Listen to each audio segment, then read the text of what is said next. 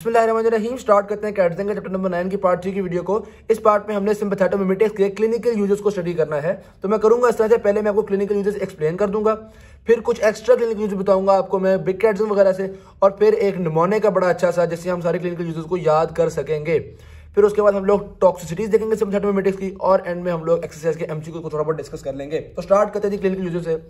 पहला clinical user ने बताया हुआ है एनाफिलैक्सिस भी, यानी कि एनाफिलैक्टिक शॉक में हमारे पास ड्रग ऑफ चॉइस एपिनेफ्रिन होता है। ये बात मैंने आपको पहले भी बता दी थी, आगे जाके हम और शॉक्स भी डिस्कस करेंगे।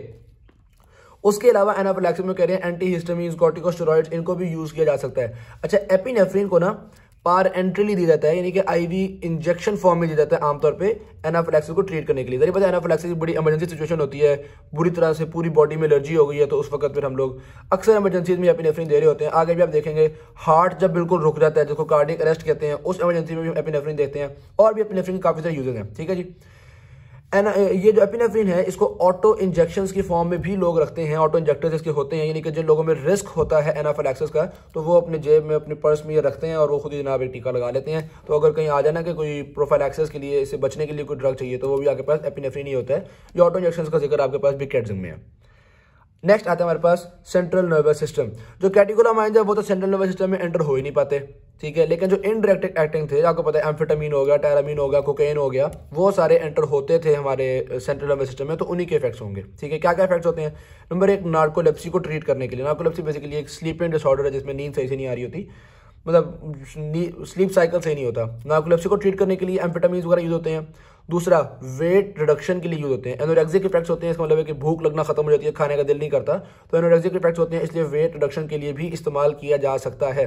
तीसरा, attention deficit hyper activity disorder, इसको ट्रीट करने के लिए एक एम्फेटामिन है जिसका नाम है मिथाइलफेनिडेट, इसको यूज करते हैं हम। तो मिथाइलफेनिडेट को यूज किया जाता है attention deficit hyper activity disorder को ट्रीट करने के लिए। ओके बात पर आगे कोकेन के बारे में बता रहे हैं। कोकेन का आपको पता है बहुत मूड एलिवेटिंग, यूफोरिया प्रोड्यूसिंग, खुशी खुशी वाले इफेक्ट्स होते हैं, इसलिए उनको अब्यूज भी किया जाता है और फिर इंसान को एडिक्शन हो जाती है कोकेन वगैरह की। नेक्स्ट आते हैं हम आइज के ऊपर। आइज में आपको पता है, एक तो हमने बात की थी कि ये मिड्रियासिस करवाते हैं, तो वही हो गया, एक तो मिड्रियाटिक के तौर पे यूज किया जाता है। दूसरा मैंने आपको बताया था कि इंट्राऑकुलर प्रेशर को कम कर रहे होते हैं। याद है यहाँ पे जब हमने आई डिस्कस किया था, यहाँ पे हमने बेसिकली सिर्फ ऑर्गन सिस्टम इफेक्ट देखा था, और अब हम देख रहे हैं क्लिनिकली हम कैसे उन इफेक्ट्स को इस्तेमाल करते हैं।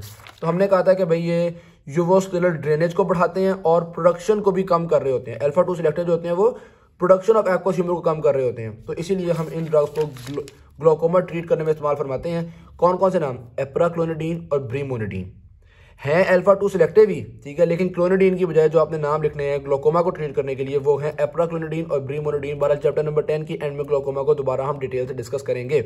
ऑलराइट, उसके अलावा ये बता रहे हैं कि कंजंक्टिवल इचिंग को ठीक करने के लिए फिनाइल एफ्रीन वगैरह को इस्तेमाल किया जाता है। फिनाइल एफ्रीन और टेट्राहाइड्रोजोलिन, ये दोनों क्या हैं? फिनाइल, आपको याद होगा एक फिनाइल की बोतल अल्फा 1 एगोनिस्ट है, यानी कि वेजो कंस्ट्रिक्शन करवाते हैं, ठीक है। तो हम इनको जिस जगह पर डायरेक्टली इंजेक्ट करते हैं, ये वहाँ पे वेजो कंस्ट्रिक्शन करवाते हैं। इरिटेशन को, एलर्जी को ट्रीट करने के लिए, आपको पता है एलर्जी में वेजुलाइजेशन होती है, ठीक है, तो एलर्जी वगैरह को ट्रीट करने के लिए भी ये फिनाइल एफ्रीन वगैरह बड़े काम की चीज़ है। कंजंक्टिवल इचिंग में इस्तेमाल होगी, सिंपल सी बात है। नेक्स्ट आते हैं हम अपने ब्रोंकाई की तरफ। तो एस्थमा को ट्रीट करने के लिए कौन से वाले इस्तेमाल होंगे? वो अगर आपको याद हो तो हमने वो एक डिस्कस किया था जिसमें इस तरह से हमने टांगे बनाई थी बंदे की, याद है वो ब्रोंकाई वाला, ये कौन सा था? और फिर इस तरह यूट्रस की तरह का हमने बॉडी बनाई थी, फिर हमने स्केलेटल मसल्स यहाँ पे रखे थे, फिर बाजू के एंड पे पैंक्रियास बनाया था, याद है ना ये चीज़ें आपको? अच्छा, फिर ऊपर हमने हार्ट बना दिया था। ये था हमारे पास बीटा 2। तो बीटा 2 जो होते हैं वो एयरवेज को डायलेट करने में रोल प्ले करते हैं। तो दो तरह का बीटा 2 ना, कुछ होते हैं बड़े रैपिडली एक्टिंग और कुछ होते हैं जरा स्लो एक्टिंग, जरा लॉन्ग एक्टिंग। जो रैपिडली एक्टिंग है वो है एल्ब्यूटेरॉल, मेटाब्यूटेनॉल और टर्बिटोलिन, ठीक है। बीटा 2 2 पेट्रोल वाले हैं ये, तो टर्बिटोलिन हो गया। अब ये जो बीटा 2 होते हैं, ये एक तो आपके पास एक्यूट एस्थमा में कौन कौन से यूज हो रहे हैं? एल्ब्यूटेरॉल, मेटाब्यूटेनॉल और टर्बिटोलिन, ठीक है, ये शॉर्ट एक्टिंग है। और जो दूसरे लॉन्ग एक्टिंग होते हैं वो सारे पेट्रोल वाले ही हैं, सैलमेट्रोल, फॉर्मेट्रोल, इंडागेट्रोल, ओलेंडिरोल, ये लॉन्ग एक्टिंग होते हैं। ये ज़ाहिर सी बात है जरा क्रोनिक एस्थमा के लिए इस्तेमाल होंगे। सही के बाद उसके अलावा ये बता रहे हैं कि कॉर्टिकोस्टेरॉइड्स के साथ मिला के इस्तेमाल करते हैं हम एस्थमा को ट्रीट करने के लिए, और एंटी मस्क्रीनिक्स के साथ मिला के इस्तेमाल करते हैं हम chronic obstructive pulmonary disease COPD को ट्रीट करने के लिए। तो एस्थमा के भी ट्रीटमेंट में रोल आ गया, COPD के ट्रीटमेंट में भी रोल आ गया। उसके अलावा हम लोग एस्थमा को ट्रीट करने के लिए, अब ये ड्रग के नाम आपने पहले नहीं सुने हुए होंगे, ये मैं बिग कैटजिंग से बता रहा हूँ, एफेड्रीन और इस तरह से सूडो एफेड्रीन, ये ड्रग्स होते हैं जो कि ये मिक्स सिंपैथेटोमिमेटिक्स कहते हैं हम इनको, ठीक है। अगर कभी आ जाए ना मिक्स सिंपैथेटोमिमेटिक्स, तो वो एफेड्रीन और सूडो एफेड्रीन होते हैं। ये अल्फा को भी कुछ ना कुछ इफेक्ट्स होते हैं, इनके बीटा में भी कुछ ना कुछ इफेक्ट्स होते हैं। एनीवेज ब्रोंका को भी हमने डिस्कस कर लिया। अब आती है हमारे पास कार्डियोवैस्कुलर एप्लीकेशंस। यहाँ पे जो उसने कैटेगराइज किया हुआ है ना, उतना अच्छा मजा का किया हुआ नहीं है। शॉक के ऊपर भी डिस्कस करा है, नीचे भी डिस्कस करा है, चवल सी मारी हुई है। एनीवेज वो कह रहा है जी कुछ जगहों पे हमें ब्लड फ्लो को इंक्रीज करने की जरूरत होती है, यानी कि वो बातें डिस्कस करें जिसमें हमें वेज़ोडाइलेशन करनी पड़ेगी, या हार्ट को कॉन्ट्रैक्ट करवाना पड़ेगा। तो ये काम आपको पता है, बीटा एगोनिस्ट जो होते हैं वो ये वाले काम करवा रहे होते हैं। तो वो कह रहे हैं भाई जहाँ भी ब्लड फ्लो को इंक्रीज करना होता है हमने बीटा एगोनिस्ट को हम यूज कर रहे होते हैं। सेप्टिक शॉक हो या कार्डियोजेनिक शॉक हो तो हम नॉर एपिनेफ्रिन इस्तेमाल फरमाते हैं। नॉर एपिनेफ्रिन के बारे में आपको पता है कि ये क्या करता है, बीटा 1 इफेक्ट्स भी होते हैं इसके और बाकी अल्फा इफेक्ट्स भी होते हैं। तो बीटा 1 इफेक्ट्स होंगे, जाहिर सी बात है इन शॉक्स में हार्ट की एक्टिविटी को ये इंक्रीज करेगा और दूसरा ब्लड वेसल्स को कंस्ट्रिक्ट भी करेगा ताकि ब्लड प्रेशर को इंक्रीज किया जा सके। उसके अलावा कह रहे हैं शॉक्स में डोब्यूटामिन और डोपामिन भी इस्तेमाल होते हैं, ठीक है। और उसके अलावा इनके अनफॉर्चुनेटली एरिथमोजेनिक इफेक्ट्स हैं। सारी बात है हार्ट को स्टिमुलेट कर रहे हैं, हार्ट ज़्यादा स्टिमुलेट हो जाएगा तो हार्ट का रिदम खराब हो जाएगा। सही है जी। अब हम सारे शॉक्स को एक दफ़ा रिवाइज कर लेते हैं।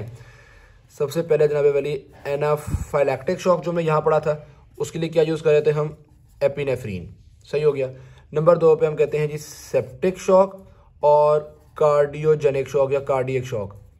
इनके लिए किसको हम इस्तेमाल करते हैं जी, इन दोनों के लिए nor epinephrine drug of choice है। सही होगी बात। फिर अगर बंदे को हो जाए हाइपोवोलीमिक शॉक, तो सिंपल हाइपोवोलीमिक शॉक पे हम यूज़ करते हैं डोब्यूटामीन, डब्बा 1 डब्बा, ठीक है। बीटा 1 था डोब्यूटामीन। और अगर एमसीक्यू में उन्होंने हाइपोवोलीमिक शॉक के साथ साथ कहीं ना कहीं renal failure, decrease renal function, इन चीज़ों का जिक्र भी किया हुआ हो तो फिर हम यूज़ करते हैं डोपामीन। ओके बात। तो ये आपके एमसीक्यू के लिए पार्ट 2 में भी डिस्कस किया था, पार्ट 3 में दोबारा डिस्कस कर लिया हमने। अब कह रहे हैं कुछ कंडीशन ऐसी भी होती है जहाँ पे हमने ब्लड फ्लो को कम करना होता है, यानी कि वेज़ोकंस्ट्रिक्शन रिक्वायर्ड होती है। तो यहाँ पे बता रहे हैं लोकल हीमोस्टैटिक इफेक्ट्स। अब ये हीमोस्टैटिक इफेक्ट्स उन्होंने यहाँ पे सिर्फ एक टर्म लिख दिया, आप शायद कोई इग्नोर करके चले जाएं, लेकिन बिग कैट्स में उन्होंने खास तौर पे एप्लीकेशन लिखी हुई है कि नेजल पैचेस होते हैं। अब ये एपिस्टेक्सिस का पता है ना आपको, जो नोज ब्लीडिंग होती है, नाक से बहुत ज़्यादा खून बह रहा होता है, उसको खत्म करने के लिए नेजल पैचेज इस्तेमाल किए जाते हैं एपिनेफ्रीन के, ठीक है। वो नेजल ब्लीडिंग को रोक देते हैं। जाहिर सी बात है ये वेज़ोकंस्ट्रिक्शन करवाएगा अल्फा 1 पे इफेक्ट करके, और वेज़ोकंस्ट्रिक्शन की वजह से उस ब्लीडिंग को रोकेगा। तो ये हीमोस्टैटिक इफेक्ट्स हो गए आपके पास। इसी तरह से फिनाइल एफ्रीन के वो कह रहे हैं डीकंजेस्टेंट इफेक्ट्स भी होते हैं। अब डीकंजेस्टेंट इफेक्ट्स में एक और ड्रग भी है जिसको हम नेजल डीकंजेस्टेंट कहते हैं, वो है ऑक्सीमेटाजोलिन। ये बेसिकली एक अल्फा 1 एगोनिस्ट होता है, नाम है उसका ऑक्सीमेटाजोलिन। क्लासिफिकेशन मैंने पहले भी इस ड्रग का जिक्र किया था आपके साथ। सही के बाद ये बात हमने बिग कैटन से करी, तो हीमोस्टैटिक इफेक्ट्स भी हो गए, उसके अलावा हमने डीकंजेस्टेंट इफेक्ट्स भी देख लिए हैं।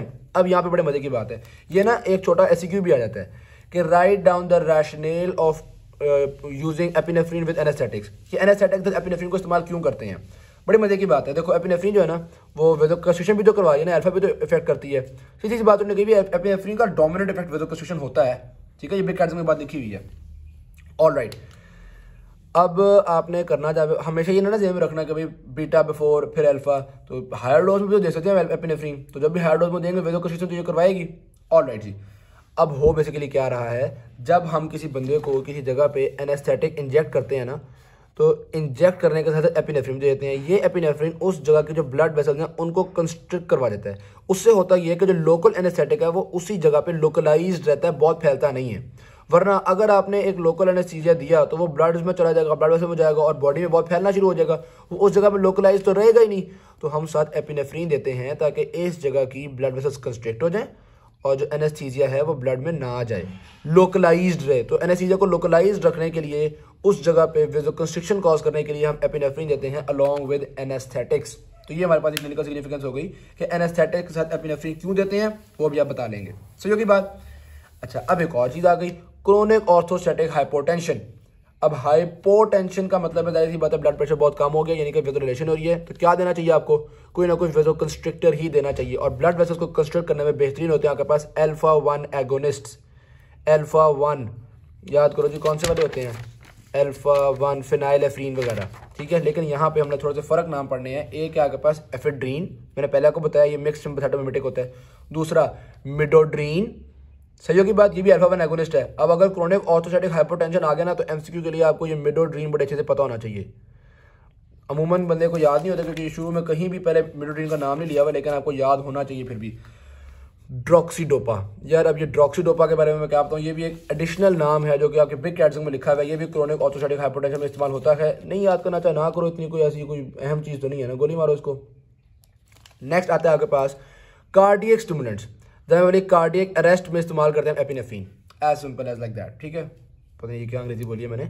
अच्छा, एवी ब्लॉक में हम क्या इस्तेमाल करेंगे, कोई ऐसी चीज़ यूज़ करेंगे जो कि एवी कंडक्शन को मजीद रैपिड करे। तो एवी कंडक्शन को रैपिड कौन कर रहा था, बीटा 1 एगोनिस्ट या ओवरऑल बीटा एगोनिस्ट भी दे देते हैं हम। तो आइसोप्रोटेरोनॉल को हम प्रेफर कर रहे होते हैं एवी ब्लॉक के लिए। ओके बात।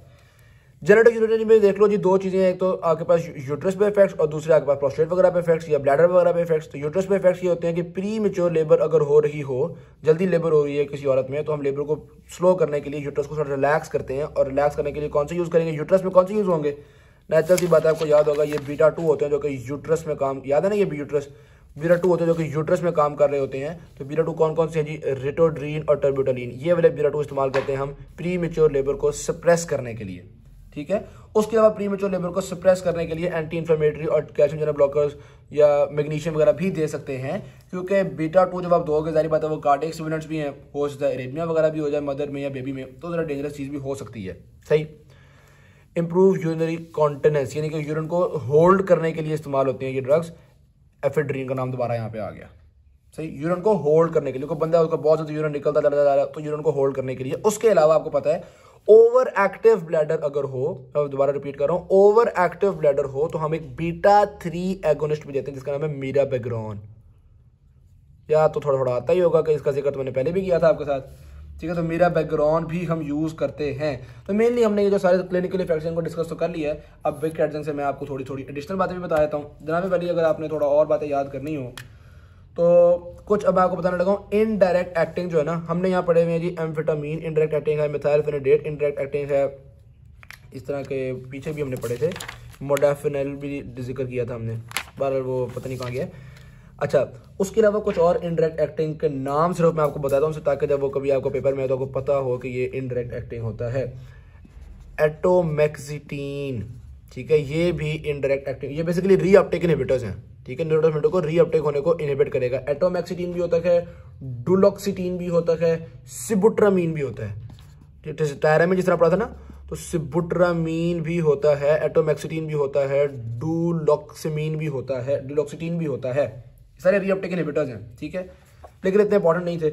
उसके अलावा मोडाफिनिल, एक मोडाफिनिल और एर्मोडाफिनिल, एर्मोडाफिनिल ये इस्तेमाल होते हैं एज साइकोस्टिमुलेंट्स। ठीक है, ये बात भी इतनी इंपॉर्टेंट नहीं थी, ये भी इनडायरेक्ट एक्टिंग है। एनीवे ये साइकोस्टिमुलेंट्स के तौर पे इस्तेमाल हो गए हमारे पास। ये चीज़ें इतनी इंपॉर्टेंट नहीं थी, चाहे इनको आप भूल जाएं। किसी को डिप्रेशन मारना हो तो चाहे याद कर लें, सही होगी बात। फिर एक और ड्रग है रिबॉक्सिटीन। रिबॉक्सिटीन वो कह रहे हैं कि जी इस्तेमाल होता है हमारे पास, ये एटोमेक्सिटीन की तरह ही है ना। एटोमेक्सिटीन अभी आपने पढ़ा है, डुलोक्सिटीन मैंने बताया था, उसी तरह से रिबॉक्सिटीन ये भी इनडायरेक्ट एक्टिंग ही होता है। ये इस्तेमाल होता है अटेंशन डेफिसिट डिसऑर्डर में। ठीक है, यहाँ भी हमने पढ़ा था attention deficit hyper activity disorder, उसमें भी मिथाइलफेनिडेट इस्तेमाल किया था, इनडायरेक्ट एक्टिंग ही है। इसी तरह से अटेंशन डेफिसिट डिसऑर्डर में वो कह रहे हैं रिबॉक्सिटीन ये भी इनडायरेक्ट एक्टिंग ही है, तो इसको हम इस्तेमाल कर रहे हैं। एमसीक्यू आएगा तो ये इसी का आएगा आमतौर पे, इसका रेयर ये कि कभी कोई एमसीक्यू आए। ठीक है, अगर ये ऑप्शन ना दी हुई हो तो फिर आप समझ आना कि भाई अटेंशन डेफिसिट, वैसे कोई बहुत ही क्या बताऊँ कैसा एग्जामिनर होगा जो ये सवाल दे देगा आपको। मजीद अगर मैं आपको बताऊँ तो जनाब पेन को ट्रीट करने के लिए मिलनासिप्रिन, मिलना पाओ तो दर्द तो होगी। अच्छा, मिलनासिप्रिन, ठीक है, वैसे मैंने कहा कि आपको नाम याद हो जाएगा इस तरह से। मिलनासिप्रिन जो होता है वो पेन को ट्रीट करने के लिए इस्तेमाल होता है। ओके बात। एक और बड़ा इंपॉर्टेंट यूज़ है यार, ऑल्दो यहाँ नहीं लिखा हुआ लेकिन फिर भी मैं बता रहा हूँ इंपॉर्टेंट है। एंटी हाइपरटेंसिव एमरजेंसी, यानी कि हाइपरटेंशन हुआ है और उसका एमरजेंसी ट्रीटमेंट करना है हमने कोई, तो उसमें इस्तेमाल करते हैं हम फेनेल्डोपाम, जो कि आपके पास D1 एगोनिस्ट है। ये आगे जाके जब हम सीरियस पढ़ेंगे वहाँ पे आप डिस्कस करेंगे इसको। फेनेल्डोपाम D1 एगोनिस्ट है, एंटी हाइपरटेंसिव एमरजेंसी में इस्तेमाल करते हैं। ओके होगी बात। एपिनेफ्रीन इस्तेमाल होता है, मैंने आपको बता दिया। कोकेन, लो जी कोकेन का भी एक इस्तेमाल है। नेजोफेरेंजियल सर्जरी में कोकेन को इस्तेमाल करते हैं। क्यों इस्तेमाल करते थे नेजोफेरेंजियल सर्जरी में? क्योंकि जाहिर सी बात है कोकेन कुछ ना कुछ एनेस्थेटिक इफेक्ट्स भी रखता है, कुछ ना कुछ हीमोस्टैटिक इफेक्ट्स भी रखता है। उसके अलावा ओवर एक्टिव ब्लैडर के लिए मेरा प्रोग्राम मैंने आपको बता दिया। लो जी, एक और थोड़ा सा ज़रा इंपॉर्टेंट देख लो जी।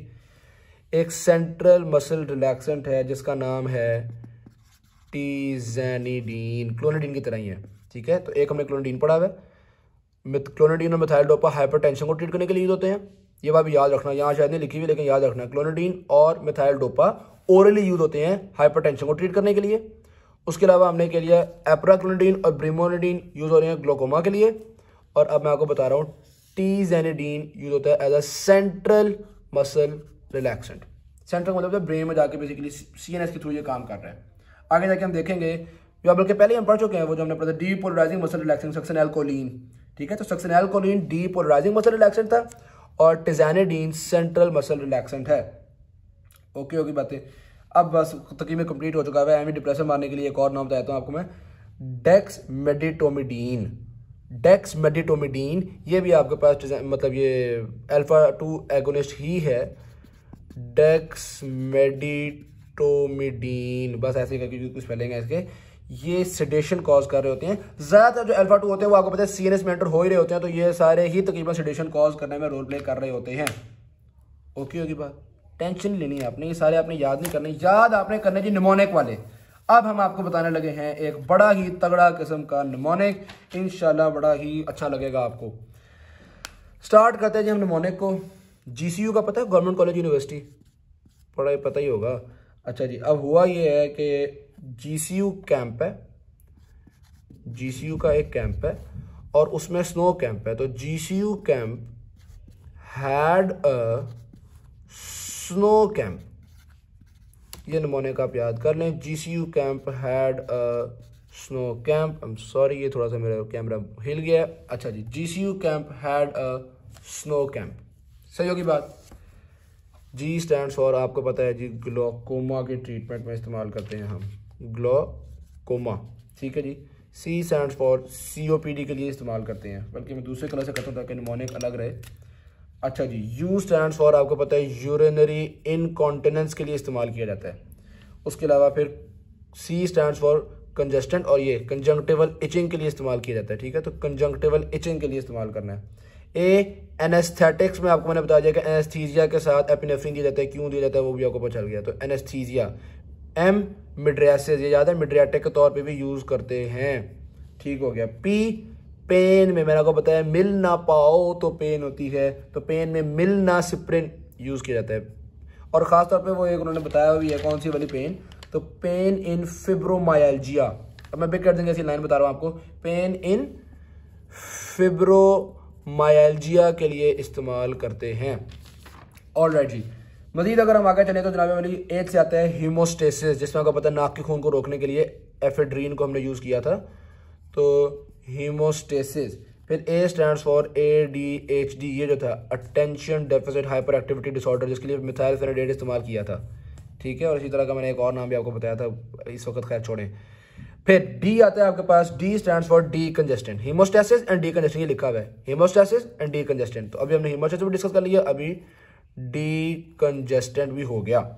फिर ए स्टैंड्स फॉर आपके पास एस्थमा, या आपको पता है एक्यूट एस्थमा भी होता है, क्रोनिक एस्थमा के लिए भी इस्तेमाल करते हैं। एस स्टैंड्स फॉर शॉक, काफ़ी सारे शॉक है, कार्डियोजेनिक शॉक भी है, सेप्टिक शॉक भी है, मुख्तलिफ किस्म के शॉक हमने पढ़े हैं, हाइपोवोलेमिक शॉक, ये सब कुछ हम डिस्कस कर चुके हुए हैं।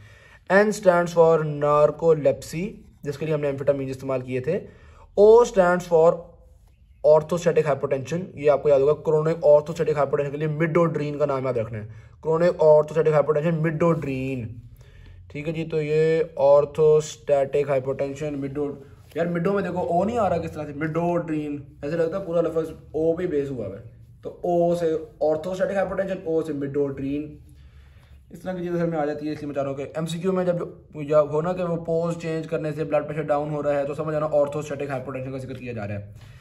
W for weight loss, weight loss के लिए आपको पता इस्तेमाल करते हैं। फिर आ जाता है आखिरी कैंप। अब इसमें C stands for cardiac arrest, आपको पता है कार्डियक अरेस्ट में एपिनेफ्रिन को इस्तेमाल किया था हमने। A stands for AV block, AV block के लिए हमने आइसोप्रोटेरोनॉल को इस्तेमाल किया था। M stands for muscle relaxant, मैंने बताया था टिज़ैनिडीन एक सेंट्रल मसल रिलैक्सेंट होता है। और P stands for premature labour. लो जी, इतना ये अगर आप नमूने याद कर लेना। क्या नमूने का जी हमारे पास, GCU camp had a snow camp, GCU camp had a snow camp. इतने आप अगर पेपर में कभी लिखा है ना तो भाई तबाही हो जाएगी, अखीर हो जाएगा। ठीक हो गया, मतलब बहुत ज़्यादा मैंने आपको बता दिए भी हैं। अब बेसिकली बात ये ना, यहाँ पे आप मिनी कार्टून पढ़ते हैं ना तो सिर्फ उन्होंने लिखा हीमोस्टैटिक, आपके जेहन में नहीं रहता कि ये है क्या चीज़। इंसान कहता है ये तो वैसे उन्होंने बातें बताई हुई हैं, लेकिन अभी हर लफ्ज़ जो होता है ना वो उसकी कई दफ़ा इंपॉर्टेंस होती है। तो मैंने उनको हाईलाइट कर दिया ताकि आपको पता चले ये चीज़ें हैं, और मैंने यहाँ भी कुछ ना कुछ नंबरिंग तो आगे सामने कर ही दी है। ऑलरेडी ये हमारे पास क्लिनिकल यूज कंप्लीट होते हैं। अब हम आते हैं हमारे पास टॉक्सिसिटी की तरफ कि हमारे पास इनकी टॉक्सिसिटीज क्या होती हैं। मेनली यार टॉक्सिसिटीज जो उनके इफेक्ट्स हैं वही होते हैं। अब अल्फा एगोनिस्ट क्या काम होता है, वेसोकंस्ट्रिक्शन करवाना, तो वो वेसोकंस्ट्रिक्शन, हाइपरटेंशन करवा देंगी, बहुत ज़्यादा वेसोकंस्ट्रिक्शन करवा देंगी, यही काम है। बीटा का क्या काम था, हार्ट को स्टिमुलेट करना, तो ये कार्डियक रिदमियास करवा देंगे। हार्ट बेचारा बहुत पागल होगा तो मायोकार्डियल इंफार्क्शन हो जाएगी, इस तरह की चीज़ें हैं ना। तो अभी मैं आपको दिखा भी देता हूँ इनकी टॉक्सिसिटीज क्या है। वेसोकंस्ट्रिक्शन हो रही है जी अल्फा की वजह से, फिर कार्डियक रिदमियास हो रहे हैं, मायोकार्डियल इंफार्क्शन हो रही है, हेमरेजिक शॉक, पल्मोनरी एडिमा, यही वाली बातें हो गई। और जो इनडायरेक्ट एक्टिंग थे वो जो कि सीएनएस में एंटर होते हैं, इसलिए वो सीएनएस टॉक्सिसिटी भी कॉज करते हैं। थोड़ी बहुत डोजेस होंगी तो नर्वसनेस, एनोरेक्सिया, इंसोम्निया, और अगर हायर डोज में दे दिया बहुत ज़्यादा तो anxiety, aggressiveness, paranoid behaviour, convergence, seizures, ये भी कॉज करते हैं। आपको याद होगा पहले भी हम पढ़ चुके हैं सीएनएस के इफेक्ट्स में कि कन्वर्जन और ये सीजर्स हो रहे होते हैं आपके पास क्लोनिडीन वगैरह में। सही होगी बात, क्लोनिडीन कह दिया गलती से, सॉरी, कोकेन में। अच्छा जी, फिर आगे चलते हैं। उन्होंने कहा बीटा की वजह से आपके पास ये अरिथमिया होना शुरू हो जाएंगे और अल्फा की वजह से हाइपरटेंशन होना शुरू हो जाएगी। सिंपल बातें, ये थोड़ा सा इंपॉर्टेंट है। Beta 2 agonist cause skeletal muscle tremors. याद है आपको बीटा 2 का वो जो बंदा था उसकी बाजू डोले बनाए हुए थे हमने, स्केलेटल मसल ट्रेमर्स। अब बीटा 2 को आमतौर पे हम लोग एस्थमा को ट्रीट करने के लिए भी यूज़ कर रहे होते हैं। तो एमसीक्यू में वो ये कहेगा कि भाई एस्थमा को ट्रीट करने के लिए वो इनहेलर होता है ना, तो इनहेलर के पफ्स ले रहा था, डॉक्टर ने कहा था 2 इनहेलर के पफ लेने हैं एल्ब्यूटेरॉल के मिसाल के तौर पे, उसने 2 की बजाय 5-6 ले लिए। अब क्या होगा, तो अगर उसने ज़्यादा पफ्स ले लिए तो उसको स्केलेटल मसल ट्रेमर्स का फेस करना पड़ेगा। तो बीटा 2 की टॉक्सिसिटी में स्केलेटल मसल ट्रेमर्स बड़ी खास चीज़ है जो कि याद रखनी है आपने। ठीक हो की बात। बीटा 2 के जो स्केलेटल मसल पे इफेक्ट्स है ना, उनकी हमने कोई क्लिनिकल यूज़ नहीं पढ़ा। ये देखो बीटा 2 का ये जो कॉजेस ट्रेमर है, इसका कोई क्लिनिकल यूज़ नहीं है, सिर्फ एक टॉक्सिक यूज़ ही है। ओके होगी बात जनाब वाली। और कभी भी स्केलेटल मसल ट्रेमर का जिक्र आएगा तो आपने बीटा 2 को समझना है। तो ये वाइस वर्सा होता है। बाकी कार्डियक रिदमिया, सीयर, ये वो सारा को पता है यार किसकी वजह से हो रहा है, बीटा एगोनिस्ट वगैरह की वजह से हो रहे होते हैं। तो इसमें आई होप सो टॉक्सिसिटी में कोई ऐसी मुश्किल चीज़ नहीं थी, इसके लिए मैंने नमूने की तस्वीर नहीं बनाई क्योंकि ये वैसे ही कॉन्सेप्ट होगा आपको तो आप चीज़ें वैसे ही बता सकेंगे। एनाफिलैक्टिक रिएक्शन में क्या क्या हो रहा होता है, पूरी एक एलर्जी है तो bronchospasm, tachycardia, hypotension, laryngeal oedema भी में रखिएगा, ये सब कुछ हो रहा होता है आपके पास। इसके लिए हम एपिनेफ्रिन देते हैं ट्रीटमेंट के लिए। ठीक है जी। अगला एमसीक्यू यही है, एनाफिलैक्सिस का ट्रीटमेंट क्या है जी, एपिनेफ्रिन। ये अभी तो पढ़ा यार अभी आपने। अच्छा, अब एक एमसीक्यू में वो कह रहे हैं कि औरत का इम्पेयर्ड रीनल फंक्शन भी है और हमने करवाना क्या है, pupil dilation but not cycloplegia. मैंने आपको पहले बताया था जब भी प्यूपल डायलेशन हो और साइक्लोप्लेजिया ना हो तो अल्फा 1 एगोनिस्ट लिख देना आपने, यानी कि फिनाइलेफ्रीन। और अगर प्यूपल डायलेशन भी हो और साइक्लोप्लेजिया भी करवाना हो आपने तो उसके लिए दे देने आपने एट्रोपिन। ओके होगी ना बात। लेकिन अब यहाँ पे रीनल फंक्शन इम्पेयर्ड से आपने कंफ्यूज नहीं होना। आप कहेंगे ये आपने तो कहा था जी जब रीनल फेलियर होगा और साथ हाइपोवोलेमिक शॉक होगा तो आपने ये डोपामिन देनी है, बिल्कुल देनी है, लेकिन जब वो हाइपोवोलेमिक शॉक बताएं और वो कहीं भी हमने शॉक को भी ट्रीट करना है। तो यहाँ पर देखो कहीं पे शॉक को तो ट्रीट करना नहीं हमने, आखिर में तो उसने कहा भाई आई पे इफेक्ट सही है, मैं तो बाकी सारी बातें को कंफ्यूज करने के लिए टाइप 2 डायबिटीज ब्ला ब्ला ब्ला ब्ला बेकार बातें हैं। अच्छा, ये भी टाइप 2 डायबिटीज से कभी कभी बंदा कंफ्यूज हो जाता है। बंदा कहता है यार ये जो, बल्कि गोली मारो। ऑलराइट जी, यहाँ पे वाली ब्लड प्रेशर जो है बहुत कम हुआ है, इसका मतलब है वेसोकंस्ट्रिक्शन करवानी पड़ेगी। वेसोकंस्ट्रिक्शन करने का मतलब है अल्फा एगोनिस्ट देना पड़ेगा। तो अल्फा एगोनिस्ट कौन से हैं आपके पास, ये क्लोनिडीन वगैरह हैं। अच्छा, उसके अलावा क्या कह रहा है जी, ये हार्ट रेट बहुत कम हुआ है। ओहो, अल्फा एगोनिस्ट तो ब्रेडिकार्डिया करवाता था। अब हमें कोई ऐसा ड्रग चाहिए जो कि अल्फा एगोनिस्ट भी हो और कुछ ना कुछ बीटा एगोनिस्ट भी हो ताकि हार्ट रेट बढ़ाया जा सके। तो या नॉरेपिनेफ्रिन होगा या एपिनेफ्रिन। तो आंसर है आपके पास नॉरेपिनेफ्रिन। ओके बात। अगले में वो आपको कह रहे हैं कि जी एक ड्रग है जो कि इंट्रावेनसली देते हैं तो ब्लड प्रेशर बढ़ जाता है, ओरली देते हैं तो ब्लड प्रेशर कम हो जाता है। कौन सा ड्रग था जिसका इंट्रावेनस फर्क इफेक्ट था, ओरली फर्क इफेक्ट था? एक ही ड्रग था क्लोनिडीन अल्फा 2। इसका मैंने बताया था खासतौर पर इंट्रावेनसली फर्क इफेक्ट होता है और वैसे इसका फर्क इफेक्ट होता है, ओरली फर्क इफेक्ट होता है। अच्छा जी, अब यही मुझे बात आ गई, बीटा 2 इनहेलर है, बहुत ज्यादा इनहेलर ले लिया तो क्या होगा जी, स्केलेटल मसल ट्रेमर्स। आसान बात मैंने भी आपको बताई थी। अच्छा, अब इसमें देखो जी क्या हुआ जी, ब्लड प्रेशर रेज्ड है, हार्ट रेट कह रहे हैं इतना, सॉरी ब्लड प्रेशर नॉर्मल है, हार्ट रेट थोड़ा ज्यादा की तरफ है। वो कह रहे हैं कि कौन सा है जिसका हार्ट पे कम से कम इफेक्ट हो, तो यानी कि कोई ऐसा ड्रग जिसका बीटा पे कोई इफेक्ट ना हो। बीटा एगोनिस्ट कोई ना हो, बस कोई इस तरह का ड्रग ढूंढना है हमने। एल्बिट्रॉल बीटा का है, एपिनेफ्रिन का अल्फा बीटा दोनों पे होता है, आइसोप्रोटेनोल बीटा का है, नॉरएपिनेफ्रिन का बीटा 1 पे होता है, फिनाइलेफ्रिन ये अल्फा एगोनिस्ट है, आंसर फिनाइलेफ्रिन हो गया। सही है जी। लो जी, इस ग्राफ को देखिएगा, ये कौन सा ड्रग होगा जो पहले तो बताओ डायस्टोलिक प्रेशर को कम कर रहा है। डायस्टोलिक को कम करेगा मतलब विजुअलाइजेशन करवा रहा है। विजुअलाइजेशन का मतलब है कि ये होगा कोई ना कोई बीटा एगोनिस्ट होना चाहिए। सही होगी बात। उसके अलावा वो कह रहे हैं कि जी पल्स प्रेशर भी इंक्रीज कर गया है, इसका मतलब है हार्ट कॉन्ट्रैक्शन भी जोर से हो रही है, तो पक्की बात होगी कि कोई बीटा एगोनिस्ट ही होगा। तो आंसर आपके पास ड्रग एक्स का आइसोप्रोटेरोनॉल। ठीक है जी, अगर मैं आपको यहाँ पे दिखाऊं तो आइसोप्रोटेरोनॉल का ऐसा ही ग्राफ हमने पढ़ा था।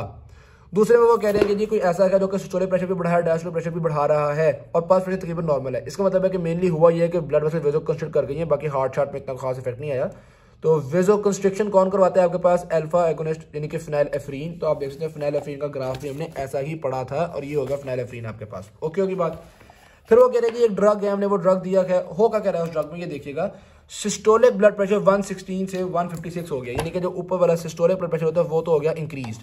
डायस्टोलिक प्रेशर भी 76 से 96 हो गया है, लेकिन एक बात देखो डायस्टोलिक में कितना इंक्रीज आया? 70 से 86 96 तकरीबन 20 का, और सिस्टोलिक में 116 26 36 46, तो बहुत ज़्यादा फर्क आ गया। इसका मतलब सिस्टोलिक ज़्यादा ऊपर गया है, डायस्टोलिक कम ऊपर गया है। तो अगर बात जो पल्स प्रेशर पे क्या फर्क पड़ा, तो देखिए पल्स प्रेशर इंक्रीज ही हुआ है। तो कौन है जो कि पल्स प्रेशर को इंक्रीज करता है? वही होगा जिसका बीटा पे कोई ना कोई इफेक्ट हो। तो एक तो बात हमें पता चल गई है कि भाई हार्ट पे इफेक्ट आ रहा है इसका, सॉरी हाइपरटेंशन हो रही है। दूसरा पता चल गया कि इसका बीटा पे भी कोई इफेक्ट है, तो आंसर हो गया आपके पास एपिनेफ्रीन। ठीक है, अगर सिस्टोलिक और डायस्टोलिक बराबर इंक्रीज होते तो फिर हमने कहना था यार बीटा पे ऐसा कोई इफेक्ट नहीं है, ये कोई अल्फा ड्रग होगा जैसा कि फिनाइलेफ्रिन, ये वाला एग्जांपल है। लेकिन चूंकि यहाँ पे दोनों रेज्ड है लेकिन पल्स प्रेशर भी बढ़ गया है, इसका मतलब हार्ट पे कोई ना कोई इफेक्ट है, या इसका आंसर नॉरएपिनेफ्रिन होगा या एपिनेफ्रिन होगा। ठीक होगी बात। Thank you very much. Video अच्छी लगी शेयर जरूर कीजिएगा, चैनल को सब्सक्राइब कीजिएगा। अल्लाह हाफिज।